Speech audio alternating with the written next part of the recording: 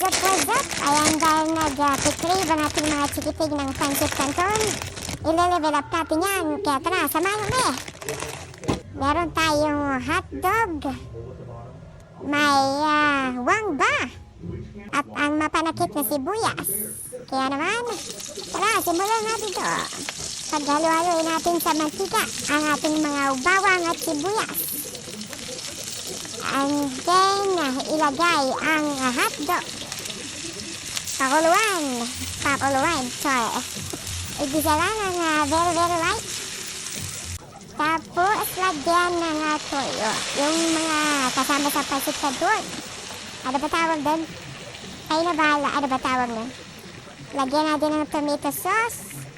And, ketchup. Hindi ko alam kung anong brand yan. Bahala na kayo. Ayan. Ito ay ala Robin na daw to. Lagyan natin ng kaunting na wasak para dumami ang sabaw. Konting paminta. And mekos yan. At muntik pa natin makalimutan, pakuluan ang ating pancit canton. So, pakuluan muna natin yan habang niluluto natin yung sauce. Tara. Ayan, nilagyan natin ng powder na kasama sa pancit canton. Di ko naman ang mga tawag dyan. Pakicomment naman. Tapos mekos lang yan. Yan na. Yummy. Pancit. Pancit na naging spaghetti. O, diba? Picture pa lang, Yummy na. Nakakatakam. Pero guys, wag ganong kumain ito, Wag araw-arawin. Siguro mga once a week, once a month.